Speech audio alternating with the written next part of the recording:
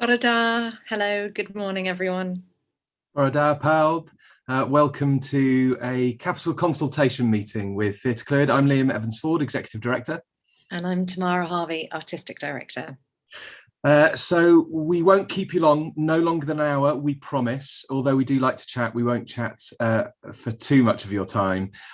If you have any questions during the next 50 minutes or so, there's a box below. You can type your questions in and they'll get fed through to us.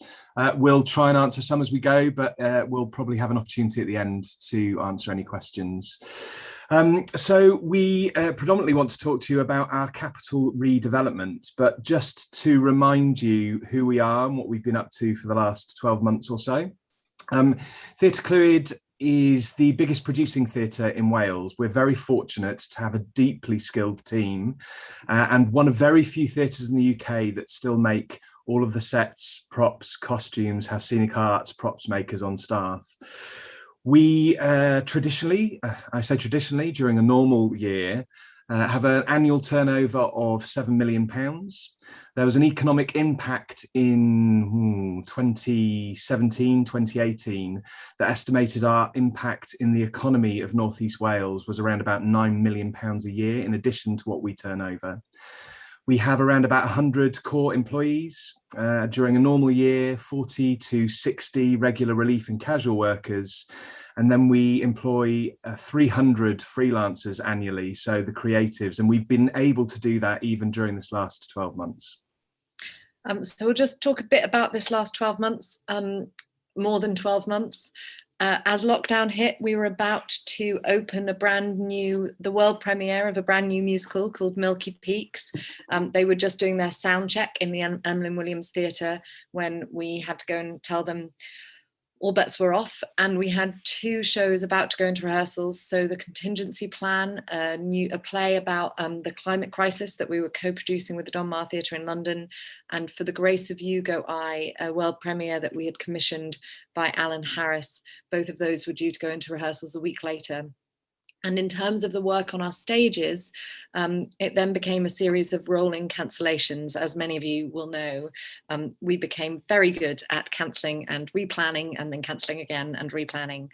But the work hasn't stopped. So over the last 45 years of Theatre Clwyd's history, and more particularly for us, over the last 5 years since we've been here, we've tried to really push forward and broaden our work with, for, and by the community. So as we locked down, we moved all of our weekly workshops and community work online. So with young people, with people of all ages, with those who are suffering from dementia, with those with Parkinson's. We became a blood donation centre for the Wales Blood Service, and they got in touch recently to say that by their calculations, 2,000 lives have been saved for using the blood that's been collected at Theatre Clwyd. And because we've also used our marketing and our social media channels to spread the word, they reckon that 26% of those donating were donating for the first time. We also delivered all of our food stocks to working with local food banks to those who needed them, and we delivered creative packs to some of the more vulnerable in our communities. We also became a creative hub. Some of those freelancers that Liam talked about that we've continued to work with, we became a creative hub for vulnerable children and for the children of NHS workers over the summer holidays and again over the February half term. Finally, we kept doing some of the storytelling as well. So we created Theatre Clwyd Ynghyd, Theatre Clwyd Together, which was a kind of a load of cultural dollops of creativity with dancers, actors, directors. We had an In Conversation With series online. We've had secret shows, play readings online, and we've also co-produced The Picture of Dorian Gray, which was an online digital retelling of the classic story. So we've been quite busy. We've not been idle. We've not been idle. So the reason for today, as we've said already, is to give a bit of an update on our capital redevelopment. We started this journey in 2016 when Tamara and I came together as an executive team. And we did a lot of consultation at the beginning of that process. We'll just remind people of where we got to on that. We also did, I think it was 17 or 18 different live events in 2019. The reason that we're talking to you today and that we're doing a number of sessions during this next week or so is because we're resubmitting planning. Nothing majorly changes from the 2019 planning we were awarded, but it feels important to give everybody an update. So I'm going to share my screen, all being well. And as Liam does that, we'll just talk about the first consultation that we did.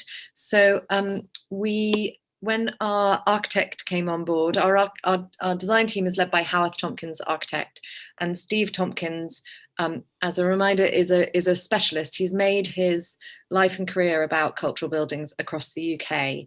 And Steve said to us when we were talking about the feasibility brief, he said, "That's great. I love what you've written, but I need you to go and talk to as many people as you can in your communities about whether it's what they actually want as well."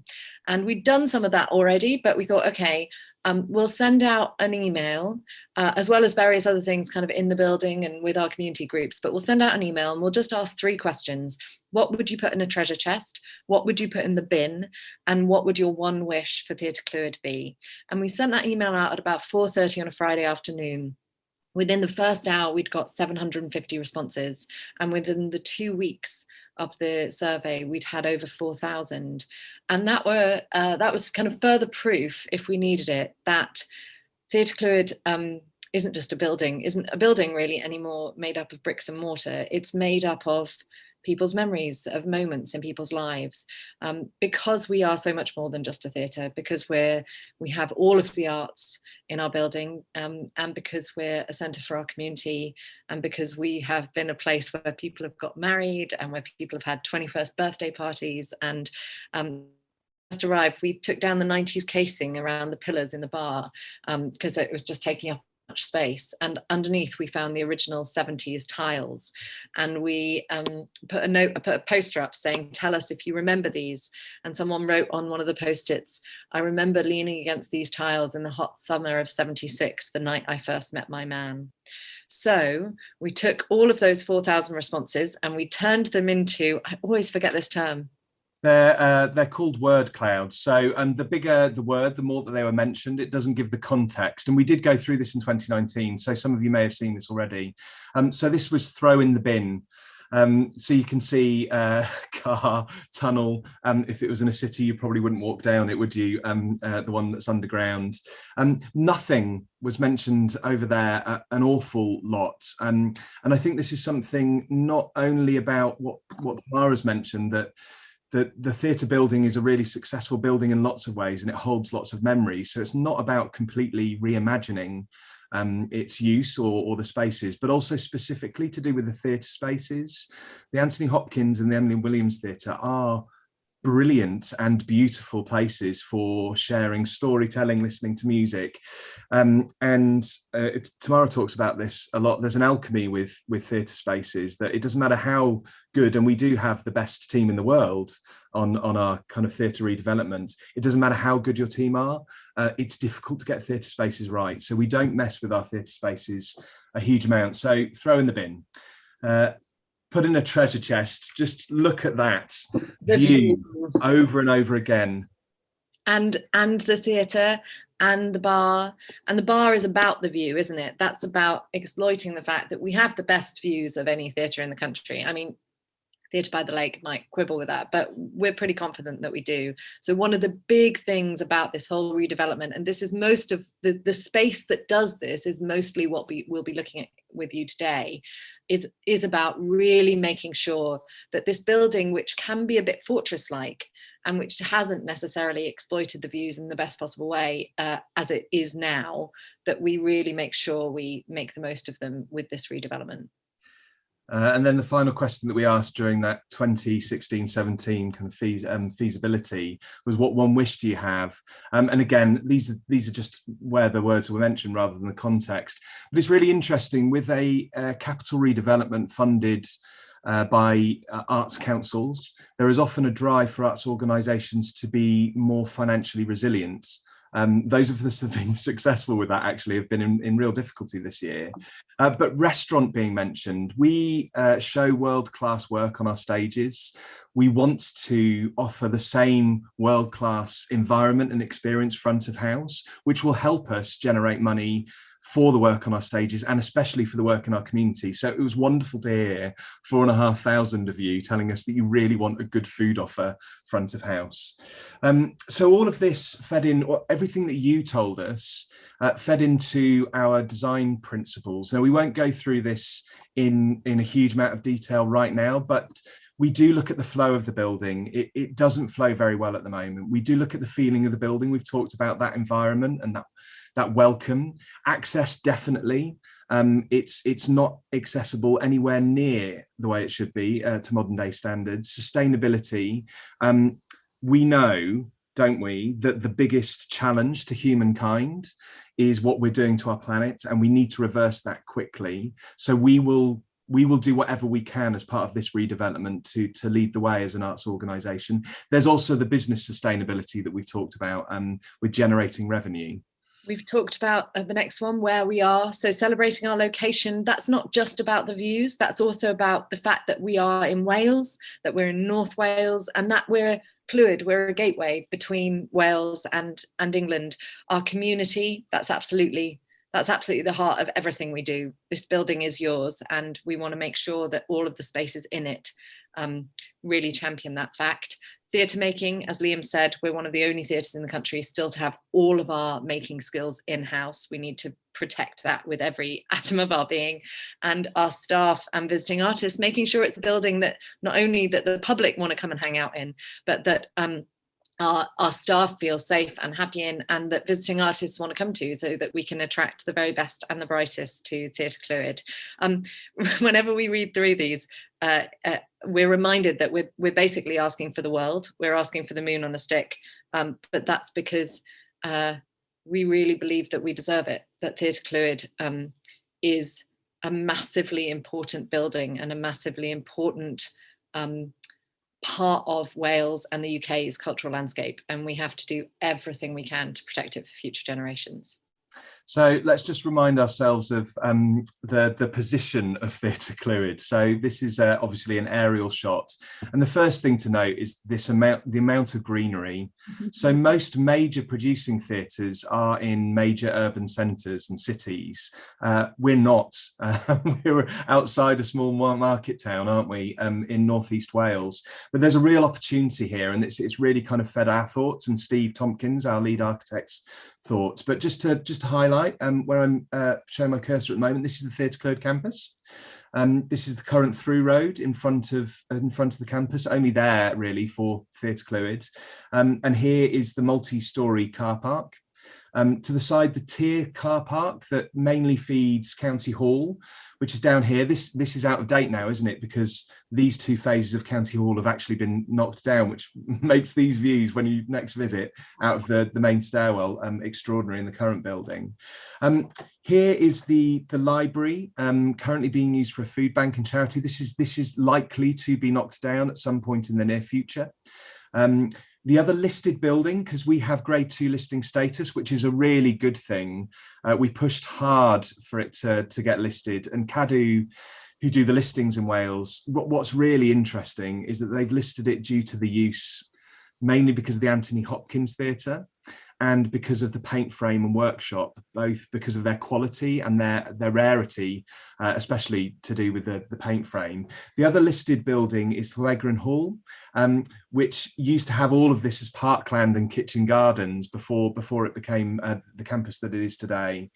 And then we've got the court, which is owned by the Crown, so that's likely to stay. But this is going to change quite drastically over the next 5 to 10 years. There's currently work being done by Flintshire County Council looking at how this might become some sort of high quality housing in the future. So the landscape will change in connection to Theatre Clwyd.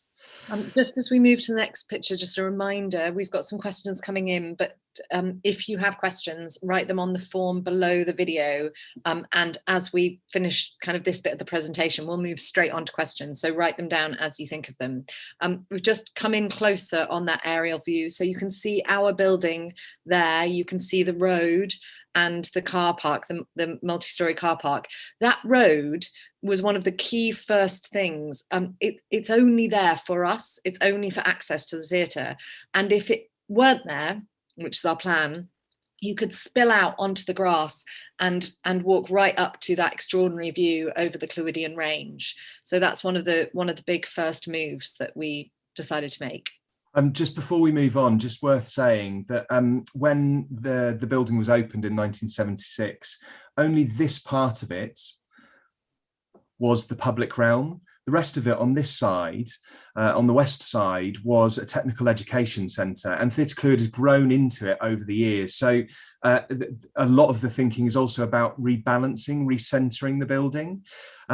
It's also worth saying that in 2010, there was a condition survey done.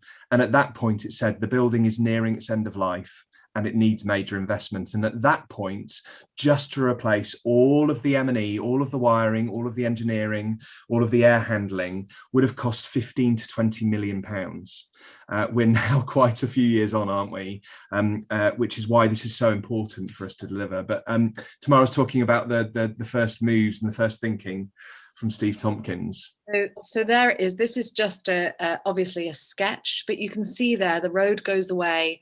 We have 2 turning circles instead, which also brings disabled access much closer to the building in terms of drop off. This is from a little while ago and shows everything looking quite square and rectangular.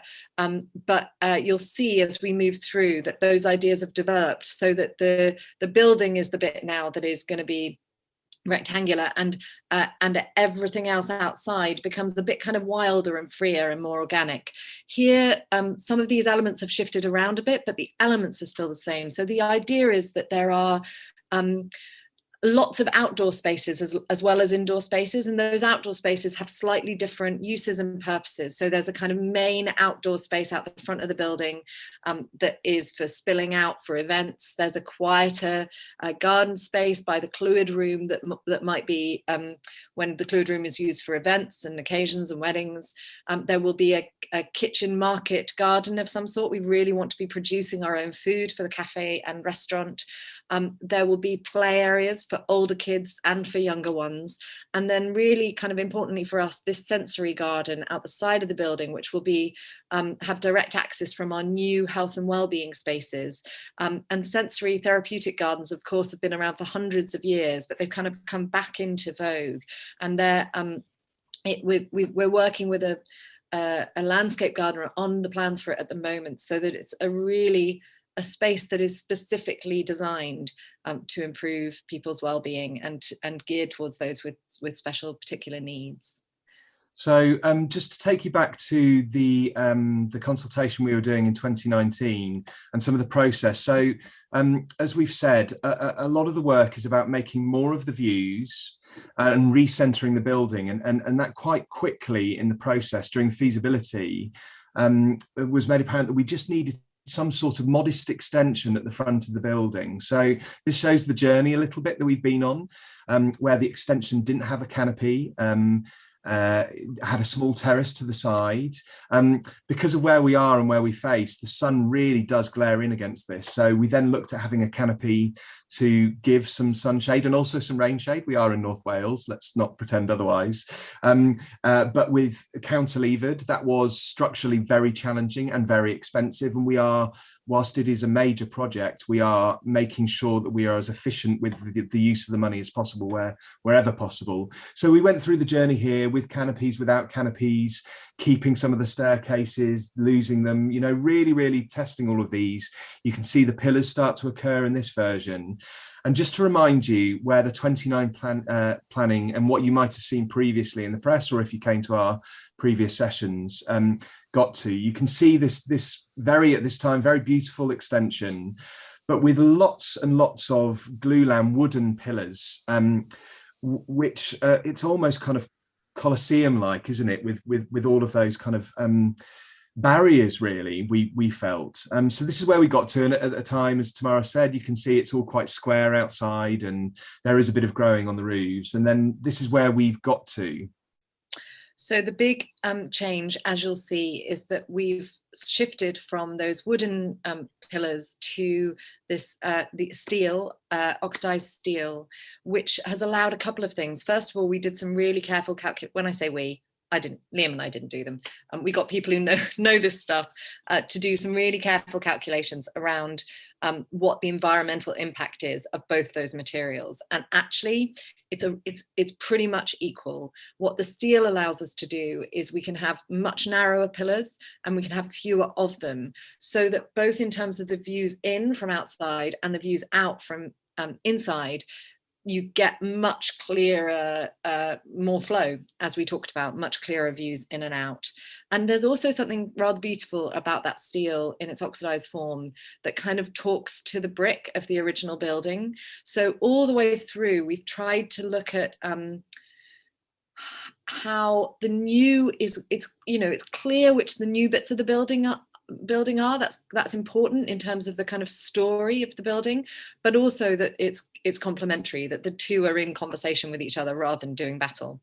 You can see that there's still a terrace on the front of the building and around to the side, and all along the front there are doors which we can open up on a sunny day, but crucially the main entrance on not sunny days is around the side, so protected from those prevailing winds that you will know when you come into the building. Sometimes on a particularly windy day, it's almost impossible to get the door open, let alone get yourself through. So these are just a few different vantage points. You can see here the fluid room that's retained, although this extension does clip a little bit off the existing foyer. But you can see again how the connection between indoors and outdoors is just kind of far stronger than it is with the current building. And again, just different vantage points of where you can see different growing up the walls. I think previously you might have seen a little growing on the roofs as well, and we're just kind of developing that further and further as we go. It's worth saying we are about to head indoors, and before we do so, it's worth saying that everything that you see, all of the furniture, all of the light fittings, is Steve, the architect, starting to sketch an idea of how it might feel and look. We're not at the stage where we're doing all of that. So it is not the chair, it is not light fitting that you're seeing. It's just an idea of where the direction of travel, really. But importantly, part of the reason he started to do those sketches on top of the computer generated images was because of our kind of really central note around playfulness, around it being a building that didn't feel too formal or elitist, and that had kind of fun and a bit of a festival vibe, I guess. Okay, so imagine that you've come here. You're taking the outside route from the car park because it's a beautiful sunny day, as it is today in North Wales, and you head in the main entrance. I mean, you probably could go in any of these on a day like today, but you go in this main entrance to the corner, and this is where you find yourself. So you're looking down to a new reception and welcome desk. Right down at the end is the entrance to the fluid room, with a view through to the activities that are happening. It might be a conference, it might be a tea dance, it might be somebody having their 21st birthday. There's some seating area here with all of these doors kind of spilling out to the outside.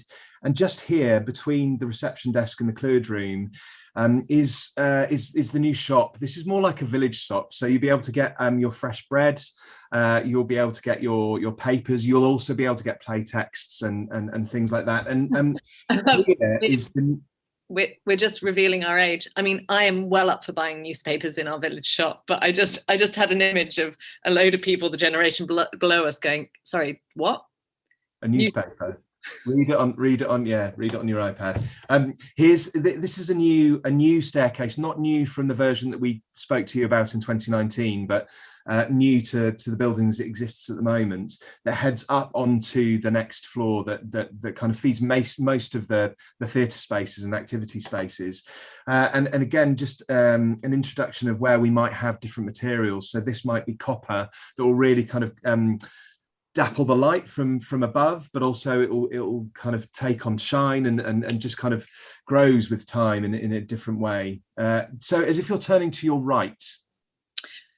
So now you're looking, you can see the staircase there on your left, so that kind of locates you with the view we saw before. You're looking through into what will lead you to the health and well-being spaces. So we'll have 2 dedicated spaces for our health and well-being groups that then spill into that therapeutic healing garden. And then straight ahead, more seating areas, more places to sit and have your coffee, but also a play area. So don't think soft play. This is a play area for younger children, but it's a kind of a world. So I talk in terms of Hobbiton or Narnia, and that's somewhere where the kids can play, but also where we'll have storytelling and stuff. And then on your right, crucially, 2 lifts, both of which will work and go up and also down and carry people.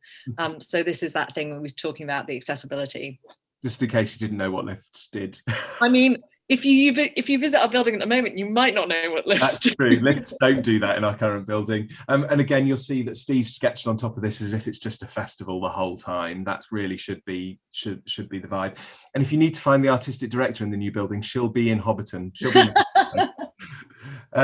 very good. So this is again on the ground floor. You've got your back to the Clwyd room now, and you're looking back through the space that we've just shown you. So all of those doors spilling out, the welcome desk, and the village shop. And the other thing worth saying about the village shop is it's also where you can get kind of teas, coffees, grab and go sandwiches, cakes. So it's the more informal bit of our kind of food offer before you go up onto the next floor.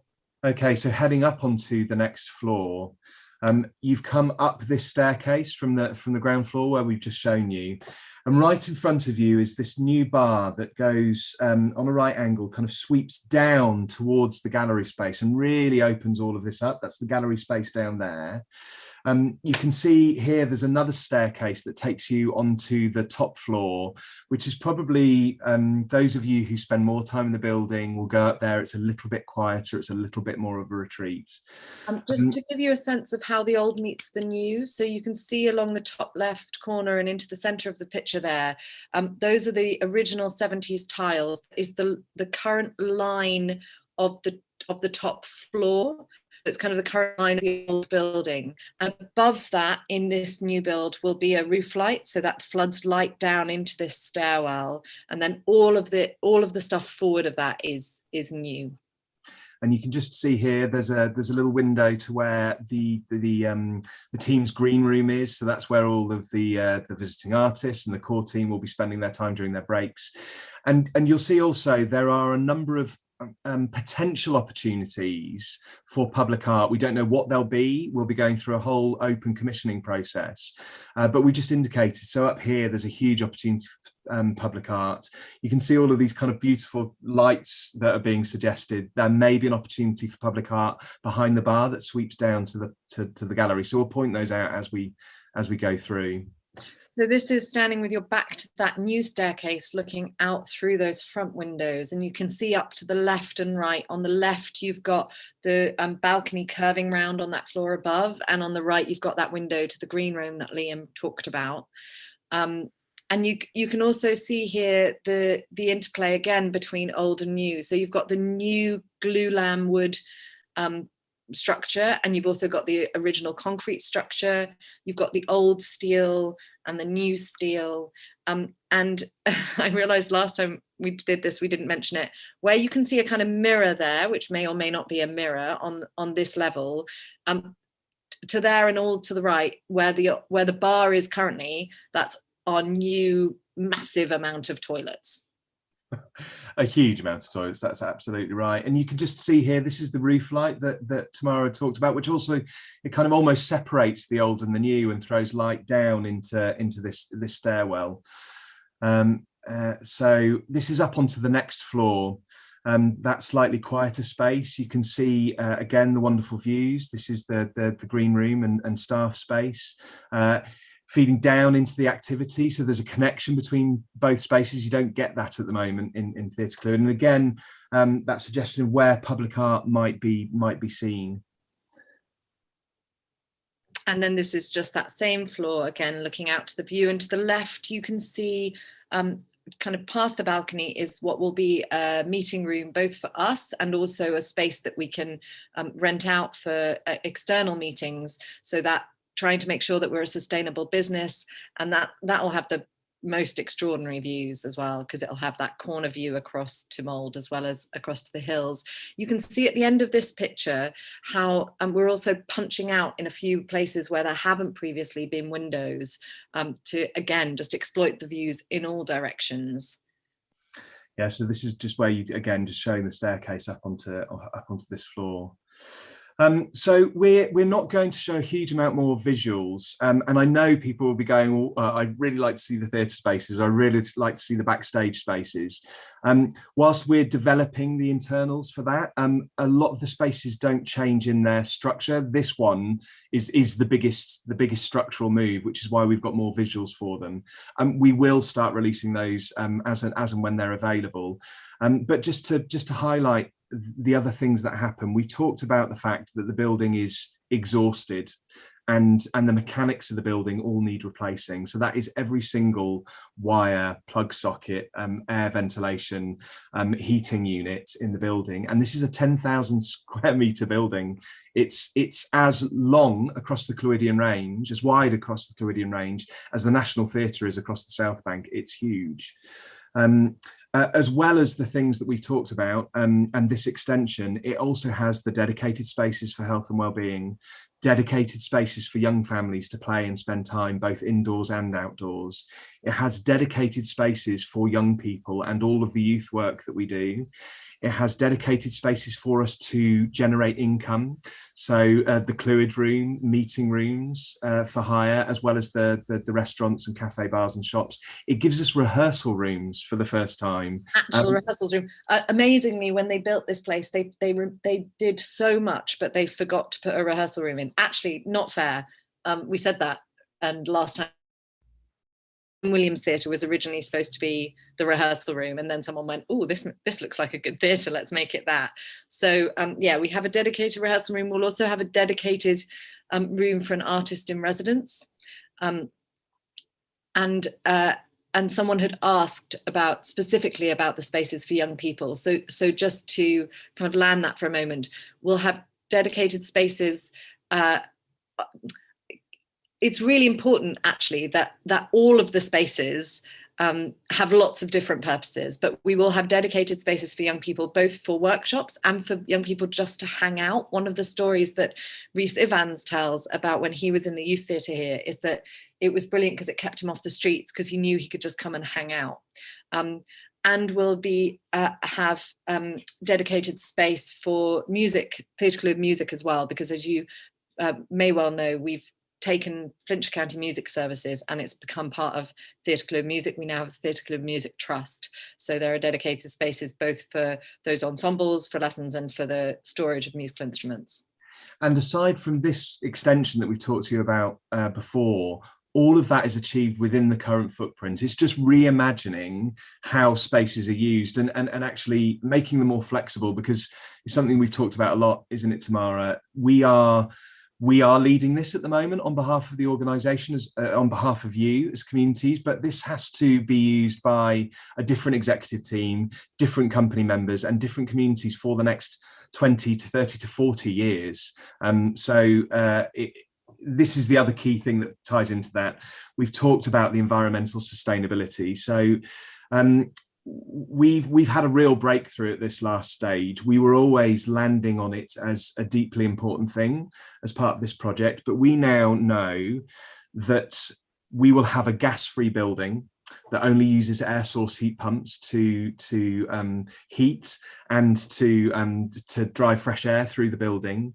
We will have solar energy. We will harvest rainwater to use in the building.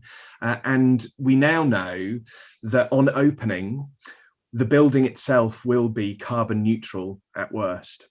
And alongside us shifting our operations as we go into a new building, we hope we'll be able to start offering energy back to the earth. That's a huge thing for us, because it wasn't a given. And it's because at every turn, both we and our architects have kept saying, okay, yes, we could do that, but what's the better choice? What's the better choice for the planet? So we've talked a little bit about the moves for the capital redevelopment. It's going to be a 2-year project. And we say this, we have for the last 3 years of planning said, and we will not fully close at any time during that project. And of course, that's coming now off the back of a year where theatres haven't been able to open in Wales for the last 12 to 14 months. Although good news, Welsh Government have given us a date, we'll be able to open on the 17th of May and beyond theatres in Wales. But it's really important that we keep on offering opportunities to speak with you, to tell stories on some stages, even if it's not the recognisable stages, and bring communities up the hill. So Tamara, do you want to talk a little bit about that approach? Yeah, so we won't close for capital redevelopment. Of course, we have to acknowledge that there might be world events like, pandemics that force us to close, but we won't close. And we really hope that we're coming out of this pandemic now into a world where we can start bringing you back up our hill. What that means is that in the first phase of building work, the Anthony Hopkins Theatre will stay open, and we'll have a temporary pop-up theatre right through. So some of you might have visited the Roundabout. That's like a mini version of what we're going to do. So we will have a temporary facilities, front of house, bars, toilets, and the AHT, so 2 theatre spaces. And you'll see, just to reassure you, there'll be a main route in from the car park and then up the hill. There will also be disabled access for those who can't do that journey. And then in the second phase of construction, when we close the Anthony Hopkins and do the work on that, will be our new workshop for building sets in the new theatre, will be in the first instance kitted out as our second theatre space. As well as that, of course, you know us well enough by now to know that we think theatre can happen anywhere. So we're also planning and programming for other shows and happening in other parts of our community as well. Just because I'm sharing visuals, I can't see questions that have come in. So now's the opportunity to start asking questions whilst we just finish up the presentation. So just to talk about the funding, it is a huge, substantial project. We talked about the condition survey in 2010, and at that point, the baseline just to make the current building survive was 15 to 20 million pounds. Arts Council committed just over 1 million pounds for the design development to get us up to the first planning stage in 2019, REBA stage 3 as the architects call it. And Flintshire County Council brilliantly as a funding partner match funded that at that stage. Post-pandemic kicking in, so in April last year, Arts Council then committed another £5 million. It says pending gateway reviews. Actually, I haven't updated that quite enough for us. That's committed. They will give that to us. And Flintshire earmarked another £1 million to match fund that. Welsh Government were very close to supporting the project in full when the pandemic hit. And amazingly, a few months afterwards, they said, we recognise this as nationally significant and we want to keep it moving. So they gave us £3 million for this period of work to get us up to construction phase. With a whole load of business planning and extra work to do for the extra 25 million that they recognise will be needed to make sure that Theatre Clwyd has a secure future. And it's worth saying that in the coming elections, Labour in Wales have put us in their manifesto. They have absolutely committed to making sure that Theatre Clwyd is protected for future generations. In addition to all of this public subsidy, we will be running a £4 million fundraising campaign from trusts, foundations, business sponsors, individuals, and we may come to you and ask for some support further down the line to get us over the line with that. It's worth saying this is significant investment, isn't it? If you think about the economic impact we've talked about, the amount of jobs that we offer, it will be paid back in the local economy within 3 years, and much more than that when we talk about the cultural and community work. So we have some questions, and I'll just start flicking through them as Liam, there you go, stop sharing. Are there still plans to incorporate a sensory garden? We've talked about that, possible public sculpture within the redevelopment budget. So as part of this project, there is a very key element, which is the public art. So Arts Council of Wales, as part of their agreement with us in giving us the money, 1% of the overall budget has to be spent on public art. And we're going further in terms of how we integrate it into the project. So we've been working with 2 Welsh artists since quite early on in this design and development stage about where public art might happen in the building. And we now have a public art steering group. When I say in the building, inside and outside the building. And we now have a public art steering group, which is made up of representatives from Glyndŵr University, from the National Museums of Wales, from our community groups, from the young people and some of the older people that we work with, and from freelance artists. And together we will be we'll be doing a call out for artists to apply for those commissions, and then working through them together to figure out who we work with. The question about soundproofing between the theatre spaces, really good question. That's somebody who's been in the EWT watching something whilst a rock and roll panto's been on the other space, isn't it? All of that is greatly improved. We've got, as we've talked about, a world-class team, and a team called Charcoal Blue, and an acoustician called Vangelis has been testing everything so that there won't be sound bleed between those theatre spaces. The outdoor spaces events last summer, yes, as you've seen, there are outdoor event spaces planned in the new project. And side note, we're also going to have an outdoor season this summer. We just enjoyed it too much, and we've got it on good authority from all of you that you did too. Yeah, actually, we've just started putting out the outdoor stage up, haven't we, to the side of the building. It's a bit bigger and more exciting even than last year. Even more so. Somebody's saying, would you consider talking online to my local group of retired people about the project? Yes, of course, do get in touch with us and we will do that. What kind of spaces? We've talked about the spaces for young people. It's worth saying, as we read through these questions, please, even if you don't have a question, put your comments in the form at the end, even if it's just "we love it." Part of what we need to gather through these public consultations is your responses. So please do give us your responses. It's also worth saying that it's not the only opportunity. Do get in touch if something occurs to you afterwards. This public consultation around this next planning application is open for around about 4 weeks. So please do get in touch with us. Now, there's a question here about the tunnel. Whilst it was a bit damp, it's such a special and useful access point, especially when it's raining. Would you consider keeping it as a public access rather than just staff only?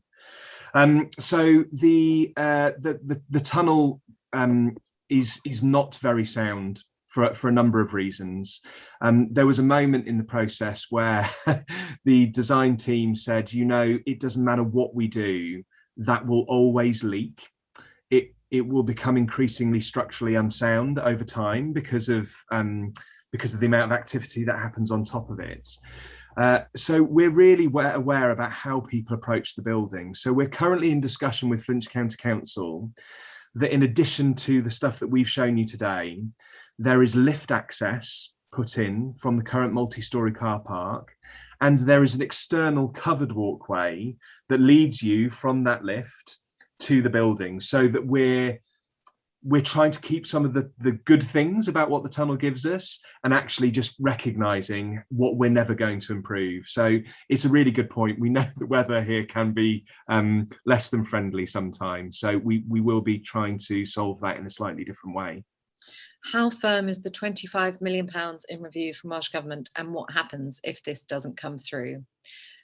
Well, I'll answer the last bit first. If it doesn't come through, the project doesn't happen. And if the project doesn't happen, the building will crumble. If Liam turned his camera around right now, you'd see that we've got a massive hole in our office ceiling and 3 buckets trying to deal with it. So that's the kind of the brutal truth of it. How firm?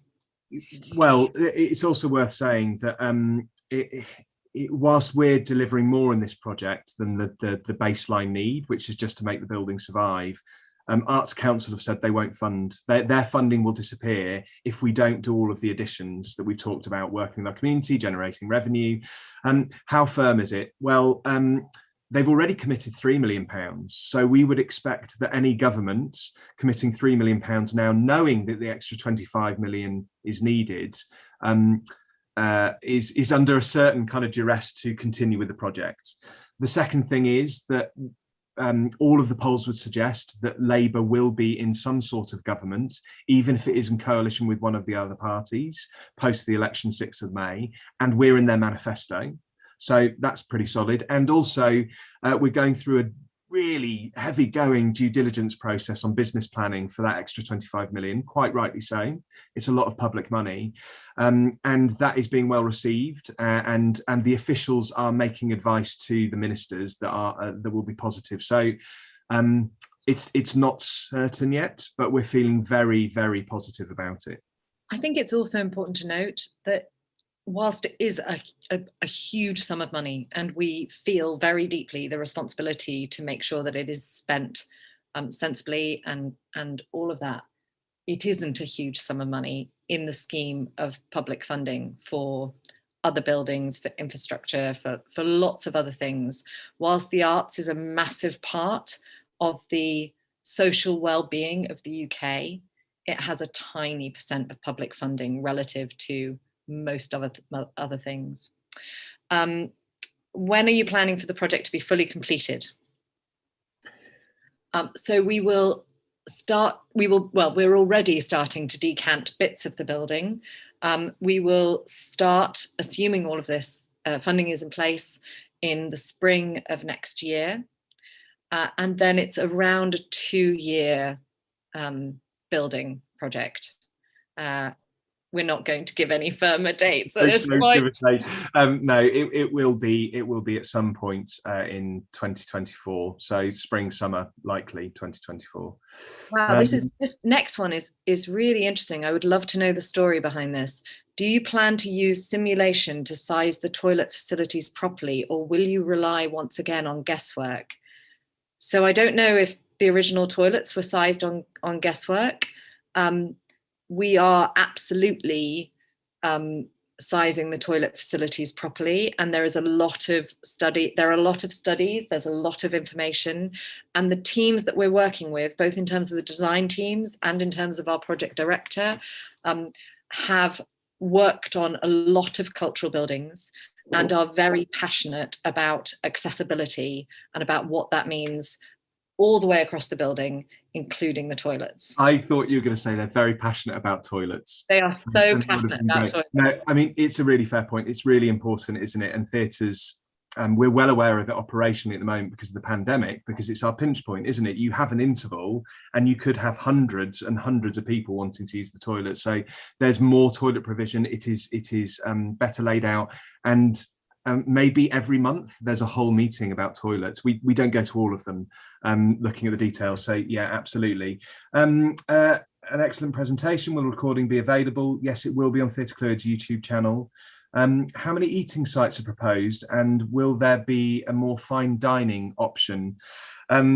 So there's two proper locations in the building that we've shown you, the redevelopment. There's the ground floor, which Tamara was saying is the kind of the grab and go, light bite, coffee and cake. And then there's the first floor with the amazing views and that beautiful bar that stretches down the gallery, which will, I wouldn't say it's going to be fine dining, but it will certainly be a good few levels above what you would have previously expected. And we will be going out to look for really, really good quality catering partners later this year, so that we can plan a good couple of years in advance what that offer will be. And the other thing that this enables us to do, because the kitchens move and become much more extensive, actually much more akin to what they were originally, is we will be able to do fine dining in the Clwyd room for specific events. Sounds fantastic. Can't wait to get you back. We've missed you guys. Oh, we've missed you all so much. We're increasingly confident that we'll be able to bring you back up the hill, not just for outdoor events, but also for indoor very, very soon. And we're about to announce a program of actual shows Someone's asked about a lighted pedestrian access from Glassfrim would be welcome. It would, absolutely. That's slightly beyond our remits. I would suggest if people really want to lobby for that, contact Flintshire County Council. They are considering it. It is on their list. We've had a number of notes about that, so we will continue to press that as part of the wider campus development. There are some really lovely comments coming through that are making me get a bit choked up. I'm going to move on to an actual question. Plenty of toilets, great. Will they be gender neutral provision or mix of all?